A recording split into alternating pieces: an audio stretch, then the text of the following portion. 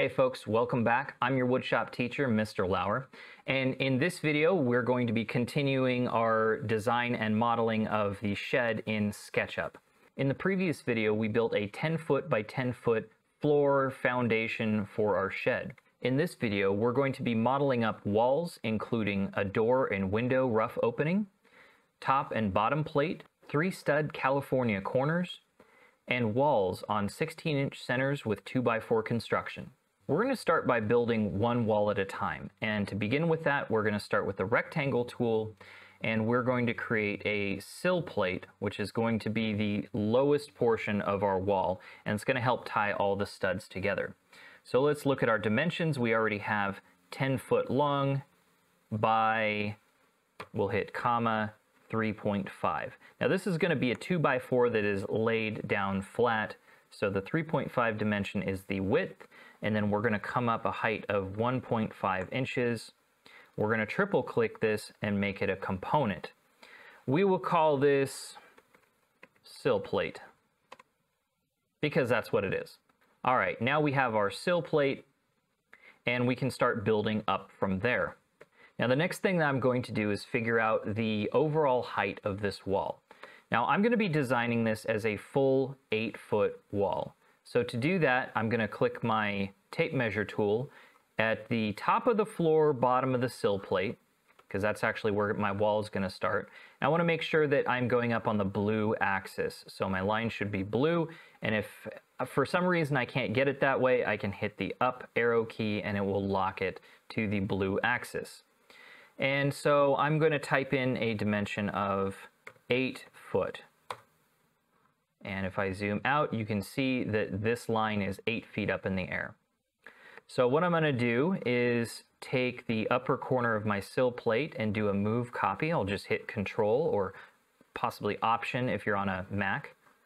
And I'm going to bring it up to this line right here, again, straight up on the vertical axis, and snap it to there. Now I have my top plate. This is going to be the top of my wall. Now I can start making these studs. So my stud size is going to be 1.5, comma, 3.5. That's my 2x4 stud. And then I'm going to push-pull this up all the way and snap it to there. Triple click, make component. We're going to call this stud. Now I'm going to move copy this corner right here. Drop it like that. And I have my frame for my wall. Now I just need to populate this with studs so that it actually has some substance to it. So we're going to take one of these studs, doesn't matter which side you start from. We're going to take one corner and hit Control for move copy. And we want this on 16-inch centers as much as possible. That's the standard stud spacing for 2x4 walls. And we're going to want to make sure we respect that. It's going to make our jobs a lot easier in the long run. So we'll hit 16. And then we're going to multiply by 8. Oop, that's too many. You see how we do times 8 and it multiplies out that space 8 times. Well, we have one extra one here, so we're just going to type times 7 instead. Okay, that's looking pretty good. So now what I'm going to do is take my corners, and I'm going to get started on what is called a California corner or a 3-stud corner. So I'm going to start by creating a move copy, and then I'm going to use my rotate tool. I'm going to use my rotate tool to rotate this stud sideways and then slide it back in place. Now keep in mind that the sideways stud here needs to be facing in towards the room. It cannot be, or should not be, out towards the outside, in towards the room. And then we're going to do the same thing on the other side. We're going to move copy another one here, hit our rotate tool, and then simply rotate and then slide it back into place. Now I said 3 stud corners, and you may only be counting 2 here. That I will explain what that's all about in just a minute when we start building the rest of these walls. One thing I should point out though is it's good habit to make sure that whenever you have these 3 stud corners, that you have a little bit more room in between this stud, so that if you decide later to insulate these corners, some people want to do that, or if you're building a house, you would need to do that. You want a little bit more space to actually put some insulation. So we are going to just move this stud over, let's say 6 inches. Now, generally, you want to have an even stud spacing across all of your studs, or at least as many as possible, and 16-inch centers is a standard sized stud spacing. However, it's okay to have like 1 stud on the end slightly closer, or the last 2 a little bit closer than they need to be, especially if it's so that you can get more access to your corners. That is perfectly acceptable. Here's what I'm going to do to make my life a little easier. I'm actually going to select all of my flooring, and I should have done this the last time. Make sure all my flooring pieces are selected. Then I'm going to right click and make group. Then that way I don't have suffer from any misclicks. So next thing I'm going to do is I'm going to take all of this wall here, select it there, and I'm going to actually move copy this over, and that's going to be my opposite wall. Now I do need to do something here. Notice how I started my 3 stud corner, and when I moved it over, remember what I said about how this sideways stud needs to be facing in towards the interior of the room. Well, I need to bring that forward like that, and do the same thing over here. There we go. Now I can start building up the walls on the sides. Since this is 10 foot by 10 foot, I am going to need a shorter stud, so I can't simply move copy everything over as much as I'd like to. So our dimensions, we're showing 3.5, comma, whatever that happens to be. And then we will push-pull this up, triple click it, make component. We're gonna call this side sill plate, sill plate. Okay. And then we're gonna make the top plate. We're just going to bring this up, grab the top corner is fine. And we're going to bring this up. Did we do move copy? Yes, we did. Bring that up to right there. And there's the top of our wall. Now we're simply going to fill in the studs. Since we already have studs for components, what we're going to do is just take something that we already have, and we're going to move copy, bring this in. We want to make sure that we have studs in the corners of our frame here. We'll move copy one to the other side. There we go. So now we're starting to get the frame. And now you should be able to see where we get the name, the 3 stud corner. Okay. We have 1 stud, 2 studs, and then a 3rd stud on this wall. Let me just explain really quick how all this stuff works. Okay. When you're putting walls together, if you already have your floor that's nice and flat for you, you make your walls flat on the ground and then you raise them up into place. You basically nail these corners together. Well, the thing is, let's get rid of this sideways stud here. If this is all you have to nail together, you're going from a 3.5 inch wide space to nail into a 1.5 inch target. And that's really difficult to do. It's very easy to swing your hammer and miss the nail and cause the nail to go a little bit wonky, and you've got nails sticking out in the wrong places, and it just makes it very, very difficult. So by adding this sideways stud in here, making that 3rd stud, you drastically increase your ability to hit your nail targets. So you've got this whole 3.5 inches you can nail into, and it just makes it a lot cleaner. That stud there being turned sideways also allows you to have significantly more strength, because now you're going in a 2nd dimension, and it just helps reinforce these corners. Now, why do we call these California corners? So in a typical blocked out corner, you would have an additional stud over to the side and block spacing all through here. Well, what ends up happening is it creates this pocket that's only accessible from the outside, and typically when you insulate something, you insulate it from the inside. And so if you have this already sheathed off and closed off, you have this pocket of air which is not insulated. Depending on where you happen to live, that may be a problem. Corners are hugely responsible for heat loss. So the California corner has three main benefits. The first being that it's energy efficient. If you can get more insulation into this corner, that increases your structure's overall energy efficiency.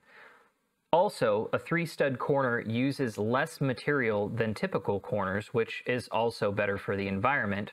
Plus, a 3-stud corner is much easier and quicker to build without sacrificing really any strength. So energy efficiency and environmentalism, you can start to see why they call it a California corner. Okay, so we are going to fill out the rest of our studs. We're going to do 16-inch centers times 5. Nope, we need more than that, times 6. And let's just make sure we still have 16-inch center.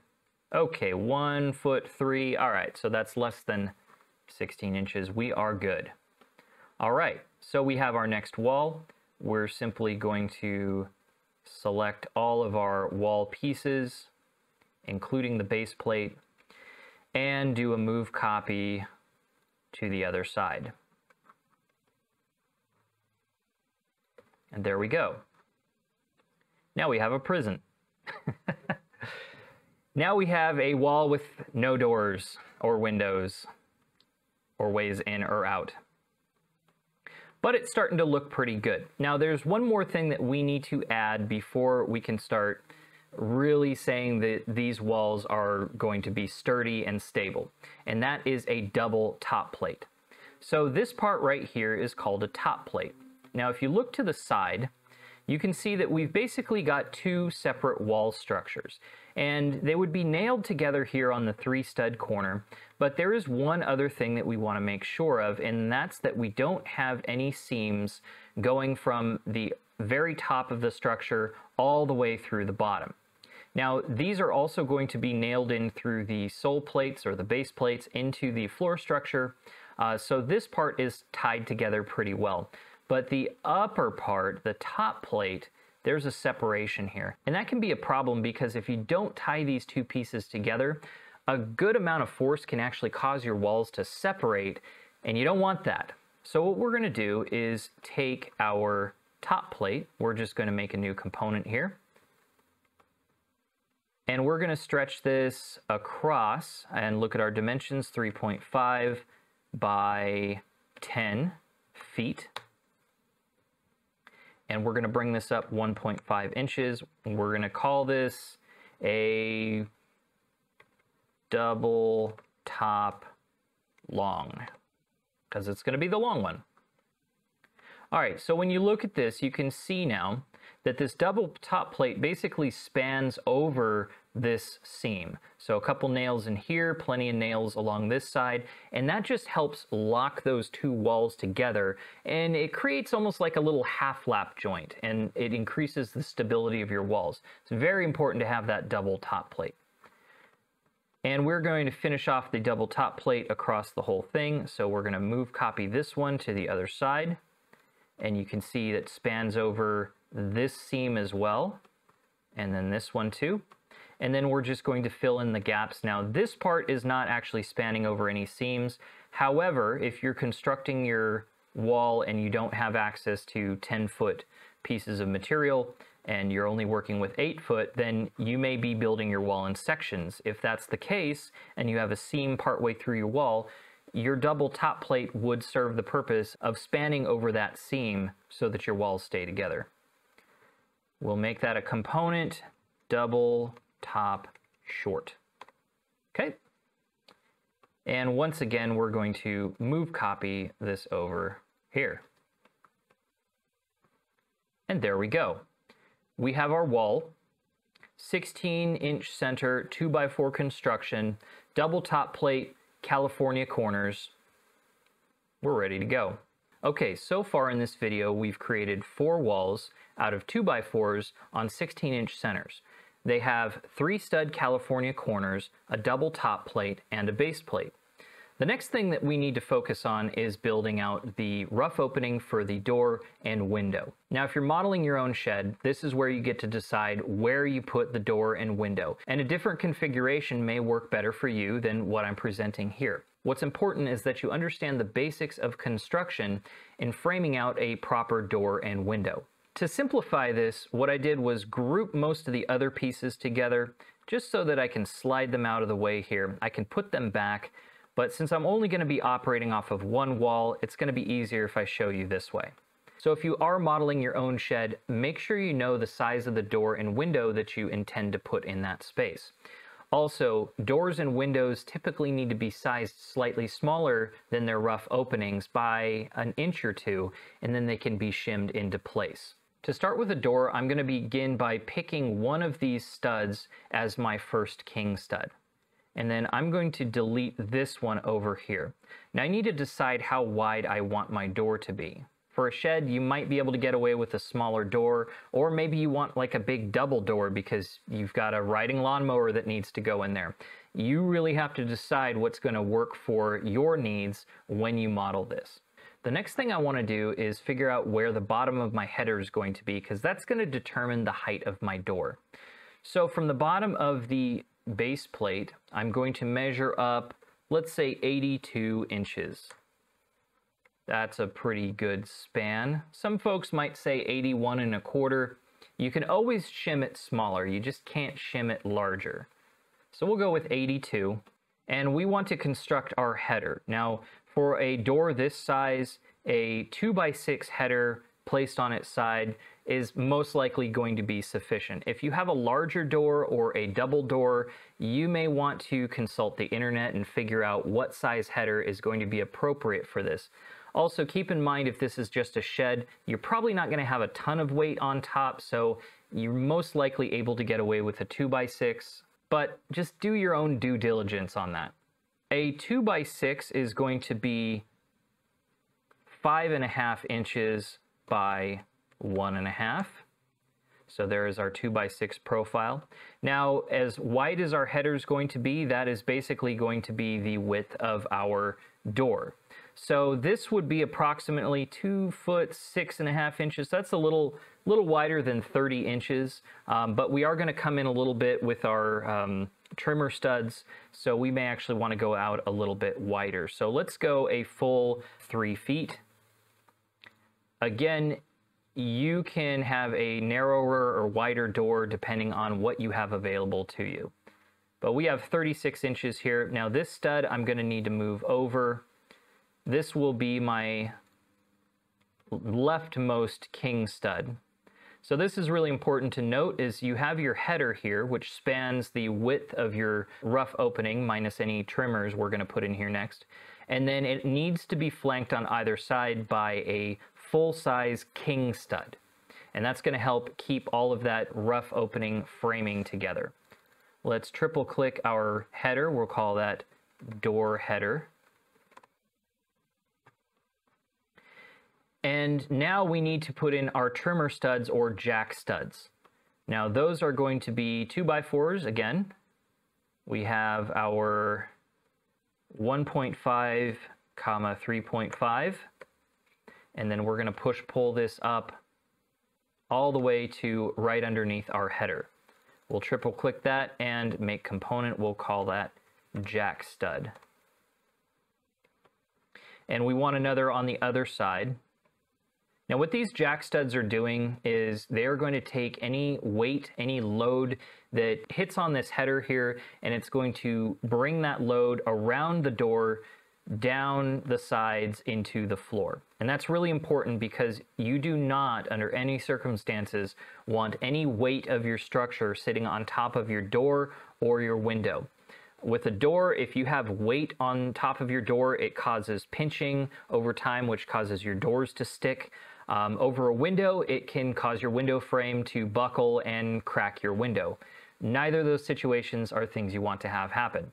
Now, typically, we like to double up our headers, so we're going to copy that there. I am leaving a little gap in here, which I could model out Typically this will get filled by like some 1/2 inch OSB, just some scraps lying around, and then this is all screwed together and it gets turned into a giant header. I'm not going to bother modeling this. This would be something that I would just construct while I'm building the shed out of some leftover material. Next up, we need to put in the cripples. What the cripples do is help fill in our 2x4 16-inch center spacing. You'll notice that we still have this big gap right here.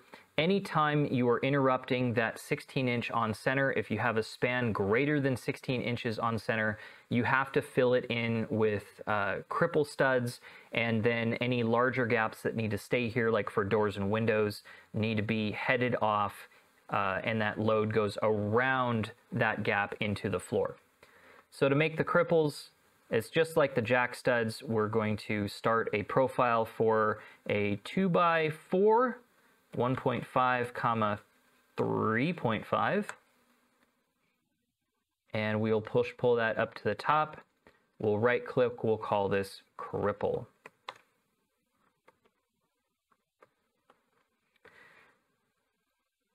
Now, when we use the term cripple, we're not trying to be offensive or anything. That is just kind of what it's called. That's the only name I've ever heard it called. That's what I see it called in all of the textbooks.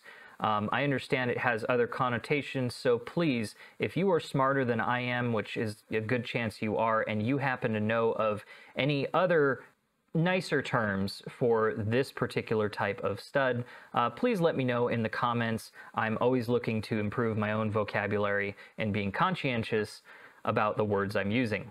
We have a couple options here. We could either maintain our 16-inch stud spacing, or we could just simply divide by 2 and drop one in the middle. As long as this doesn't go longer than 16 inches, 1 foot 5, that's 17 inches. Okay, so we're at a crossroads here. We could decide to respect our 16-inch spacing, and let's see what happens when we do that. 16, we got a 16 there, and then we'd have to do another 16. So we have this little gap right here, and this seems it seems kind of silly to do it like that. I don't like that. Do you like that? I don't like that. So let's try this instead. We don't want to have any gaps larger than 16, and if we just put one right in the middle, since this is a 32-inch wide gap, just the way that it works, it's a little bit too big. So what can we do instead? Well, we can always divide by 3. There we go. So now we are dealing with a center spacing of 11.5 inches. It's slightly more material, but it does give us the peace of mind of knowing that we do not have any gaps in our 16-inch stud spacing. So that's our doorway. Let's go ahead and frame out a window. Just like the doorway, we want to start by picking one of the existing studs to start as a king stud for our window. So I'm going to pick this stud right here. That's going to be my first king stud. We'll go ahead and we'll leave that there. You can decide how you want things to play out. So in my sheds, when I design them, I usually put the headers for the door and window at the same height. That's going to give me some benefits of using the same size cripples and the same size jack studs, and I can still use this guideline here. You don't always get the luxury of that happening. If you have a much larger window that needs to sit higher or lower, then you just repeat the process of measuring up from the very bottom where you want the underside of that header to be. But you get to decide that. For me, I'm just going to keep it simple and use the same guideline that I started with. So I'm going to pick this stud as my king stud, and we're going to start a new header. This is going to be 5.5 comma 1.5, and the header is not going to be the same size. We're going to go with how about 26 inches? It's a multiple of 2. There's a good chance that we'll be able to find a window that's 20 inches wide, probably. Let's actually go 24. Yeah.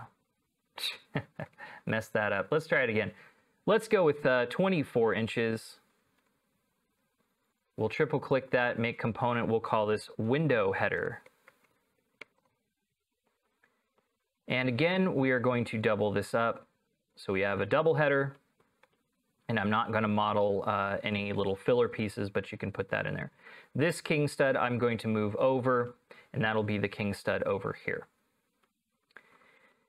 Now, since these headers are the same height, I do have the luxury of just being able to recycle some of these components. However, if your header's at a different height, you would have to remake your cripples and your trimmers. So we're going to pick up a trimmer here, move copy that there, and move copy this one here. So now I have this header, which is supported by 2 jack studs or trimmer studs. And then I can fill in the same gap with my cripples. Get that all the way in the corner there. I know this span is going to be a little bit too big, but what I'm going to do instead is take this cripple, drop it here, divide by 2, and then that will hit one right in the center there. Again, I could space this out and do 16, but I kind of like the idea of this being symmetrical. Your mileage may vary, do it how you want, just don't have any gaps larger than 16 on center. So now I need to cut off my window. My rough opening for my window is 1 foot 9 inches, so that's 21. Yeah, that's 21 inches. So that would fit a 20-inch wide window. Remember, you need a little room on the sides of your rough opening for some shimming and just kind of getting things in place. So that'd fit a 20-inch wide window. I'm pretty confident we'd be able to find a 20-inch wide window. But if you had a wider window, like a 24-inch window, you may need to make your rough openings like 27 inches wide. Not your rough openings. You need to put your king studs like 27 inches apart. It just depends on what your needs are.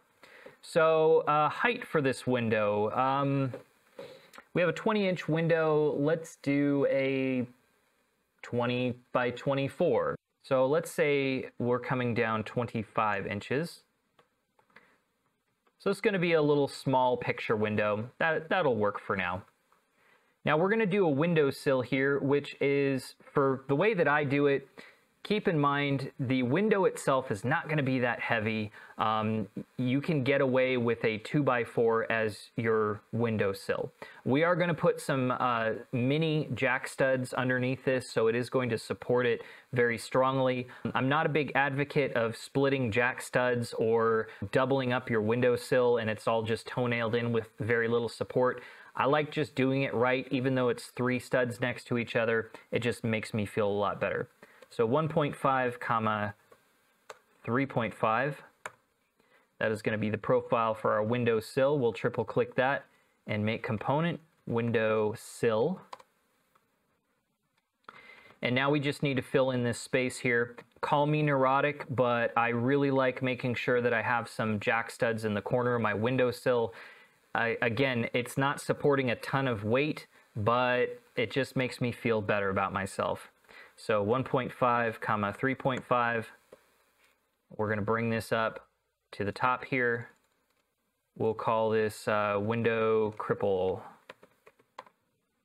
It is important to fill in this space though, because if we're going to put sheathing on it, we need to make sure